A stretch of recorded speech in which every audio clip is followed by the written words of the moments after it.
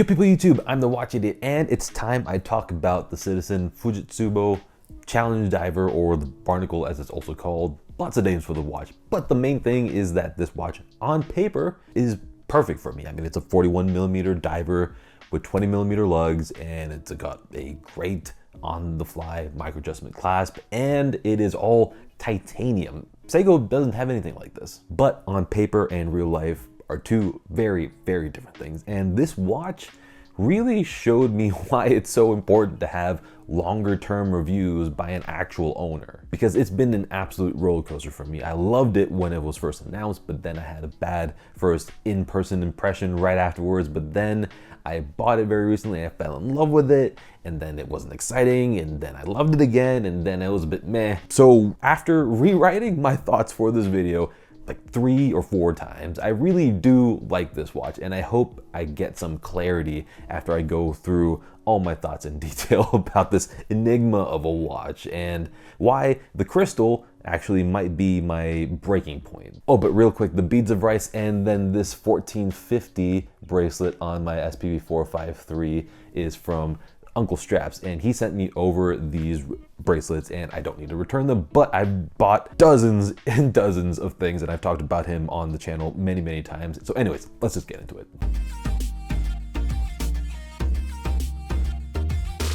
So for some context, I love Citizen. I have the Ecozilla, 2 ProMaster divers, blue and black dial, and the Citizen, and most recently the new Navihawk 40. And I've done videos on all of them if you want more details. But one thing that I've been wanting from Citizen is a medium-sized, classically designed dive watch in titanium with an eco drive movement. And this Fujitsubo, or the Barnacle, is basically spot on, but with a automatic movement. And surprisingly, despite it coming out like 2 or more years ago and being perfect for me on paper, I never got it. And that's because my first impression at Macy's was not great. It felt super cheap for some reason, and ever since then I just never gave it another shot. And I also don't like Mercedes hands in general, I mean, other than on Rolex watches, even though I know a bunch of other watches during that time period had Mercedes hands. But just seeing that on a watch that looks a bit like a 62 mass was just a bit off-putting, and honestly it made me sad overall that I didn't like this watch very much, because it just hit so many marks for me. But given my recent experience with how good and refined the Navihawk 40 is at a lower price point, seriously, I mean, incredible watch. And also because I've been wanting a really good titanium diver on a bracelet, mainly because my Omega 2231.50 just isn't quite clicking. It's the titanium Seamaster. And the Pelagos 39, while absolutely amazing, has its own set of issues, mainly the dial. But I figured since those aren't working, I might as well try it out and give this a fair go. So then I finally got it, and it was much better than I remembered it being, which was a very, very pleasant surprise, and I was really enjoying it. And looking back at my notes, I saw, you know, I loved how tool watchy it was and how it fit my needs perfectly, considering, you know, how lately I've been really bothered by extra weight on my wrist, which this watch very much does not have. And I've also been needing to time things with my dive bezel and like mark times and things like that. But after the initial excitement, then I was in a rut with it a little while, and then I had to rewrite this section, and then I eventually started enjoying it a lot more after I saw it out in the sun and on my favorite straps. So then, are there still some issues that I need to work out in my head? Yes, and I feel like some of those issues were my very high expectations of value-packed refinement that came from my Navihawk 40, and then also the Citizen, but in a different way, of course. But I think that this could be a long-term winner, especially with the summer starting. And now for the dimensions and on-the-wrist presence, which is playing into my boring thoughts because it is bigger than what I was expecting it to be. So in my mind, the Fujitsubo was a rough equivalent of the 62 mass, whether it's the SPB143 or my newer SPB453 over here. And I was expecting it to wear a bit bigger, but similarly, which it does not. I mean, this truly feels like an entire size up from the SPB453, and although it's not a big watch, it's not really a size equivalent of the SPB453, despite the dimensions being somewhat similar. And the SPB453 wears like a 39mm watch, and the Fujitsubo wears almost like a 42mm watch, especially on the bracelet because of those chunky end links that add a whole lot of visual weight. And then the lug-to-lug of the Fujitsubo is 48.9mm, and it's considerable, especially when compared to the SPB453's lug-to-lug of 46.5mm. And again, those chunky male end links aren't helping its case at all. And with those end links, it comes out to 54mm as a lug-to-lug. And then there's the thickness, which was bizarre because when I was wearing it, I thought, you know, maybe it's like 13.5mm, maybe a bit less, something like that. But as it turns out, it is 12.4mm, whereas the SPB453 is actually 13.2mm, but it wears like it's 12mm or maybe even less than that. Now, that's not to say that the Fujitsubo feels unwieldy and slab-sided, because it's actually beautifully balanced on the wrist, which nowadays is extremely important to me.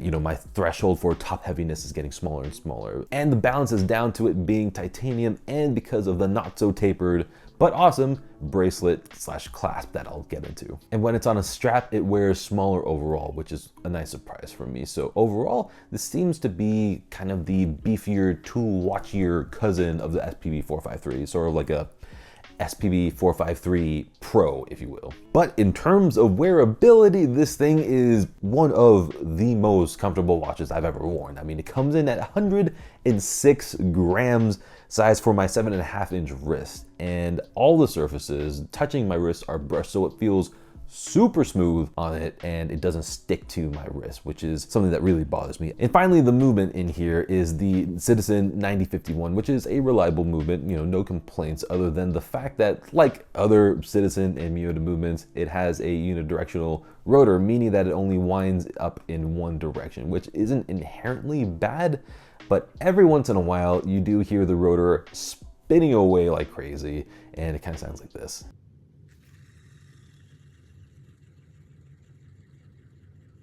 I mean, this never really bothered me in other Miyota watches, but here it's, again, not helping its case for the other reasons that I'll get into. But it is extremely accurate, the example that I got. It's like on average 1.5 seconds per day gained. Really, really good. So there's something that you need to keep in mind with this watch, and it's a Citizen Diver. And Citizen Divers, to me, always make me feel like I would actually take them diving, because design-wise, they tend to be more driven by purpose than flourishes, generally speaking, I'd say. So if you're looking to get Seiko levels of finishing, this watch is not it. Don't buy this as a replacement to the SPB453, because again, it isn't that. The finishing on the Seiko is much nicer, and as it should be at over $1,000. But back to the Fujitsubo, it's titanium first of all, and it's much simpler in terms of finishing. And honestly, that was one of the things that gave me a bad first impression. The case is very simple, no angles or really any special design flourishes. But what really got me was that the edges were quite rounded where they usually wouldn't be on the lugs, and it's just a bit off-putting considering how well Citizen can work with titanium. But in a weird way, this adds to the true tool watch nature of this watch, and there are tool watches out there that are tool watchy, but we still might be a bit precious with them. But here I really am appreciating how realistically tool watchy this watch is, and I'm actually using it as a tool, kind of, not for diving, but well, at least not yet though. In the end, I'm not afraid to scratch it, which feels good. Then the bracelet continues this utilitarian nature because it doesn't look particularly flashy or beautiful. It's a 3-link design, but it's actually made of a single piece, which some might see as a bad thing, but in practice, I love single piece links because they end up being incredibly comfortable and they hardly ever pull your wrist hair. So I am all for it. Design-wise though, I would have preferred it if the center links weren't as wide, because wide center links with a narrow outer links make bracelets look super wide. And considering that this bracelet only has a 20 to 18 millimeter taper, it's not doing the extra width visually any favors. 20 to 16 millimeters would have been perfect. Next up is the so very awesome on-the-fly clasp in full titanium, and at this price point and beyond, I think this sets the standard. And in my opinion, There should be no diver over $500 that should come without an on-the-fly clasp. The clasp isn't bulky, it's very slim, and the footprint of it on the wrist isn't extended, and you can loosen and tighten it without taking the watch off the wrist, which is perfection. And when it's extended, you don't feel anything different on the wrist. I mean, it's pretty much perfect. And now wearability of this watch is just, it's insane. First of all, it's 106 grams, which is nothing for a 41mm watch with a bracelet and with a on-the-fly clasp. I mean, great, and also not very much taper. And of course, the on-the-fly clasp makes sure that it's never too tight or too loose, and that's it's just so good. Oh, and quick thing, for those of you who say, you know, why do people complain about not having on-the-fly clasp? Because we didn't used to have them before and we never complained and we were just fine. Yeah, that's technically true, but that's kind of like saying, you know, why do people care about cars so much? I mean, we've used horses for a century and we've been just fine. Or we don't need cell phones just because we were fine without them back in the day. And guess what? Times are changing. On-the-fly clasps nowadays are becoming the standard, and we are better for it. Why go back for no reason? Now on to the parts that I'm not as big a fan of, and while I'm liking the dial-in bezel more now, it's still not my favorite, and the crystal is still just gnawing at me. Because it's technically a flat crystal up top, but it's domed on the inside, so I don't get the advantages of seeing a clear dial because of the reduced reflections that a flat crystal can bring, even though I have a flat crystal, and I still get all the awful disadvantages of a domed crystal, aka constantly seeing reflections on the dial, and it's all just made worse by it apparently not having any AR coding by the looks of it. So genuinely, it's hurting the experience for me, and I don't know if I can get past that. And now onto the dial, and I like it. I'm much more of a black dial dive watch guy, but this navy blue is very well done, and it honestly looks black in most lights, so that's a good thing, I guess. And the indices are very nice and three-dimensional, and the handset is slowly growing on me, even with the Mercedes hands that I'm usually not a big fan of. But here it kind of feels charming, so I'll give it a pass. And it also makes the lume shot very fun to look at, just because the bottom is skeletonized, so it's kind of just floating around there. And it's obviously very bright lume. Citizen does a really great job with this. And now onto the bezel. I'm not really a fan of shiny things in general. Polished ceramic bezels are okay, it's kind of their thing. But for aluminum, I will always prefer matte aluminum because it has that very special sheen that matte ceramic can never replicate. So shiny aluminum here, not really a fan. But the worst part is the fully polished bezel grip, because the design itself is not very grippy, and it being polished does not help it, but mainly it comes down to how visually prominent the bezel is, especially seeing it from the side. So seeing all that polished surface makes it kind of look like it just came from a different watch and it was just plopped on here, because everything on this watch is so matte other than the very tiny little bevels on the bracelet. Then randomly, this entire like half of the watch is a huge polished bevel. It's very jarring to me. That said, I do like the bezel action. It's naturally going to be very different from steel bezels, but it's perfectly aligned even with it being a 60-click bezel. And so far, every Citizen diver I've had has lined up very nicely. So there you have it. Let me know what your experiences with this watch has been, what your thoughts are down in the comments, and until the next video, good day.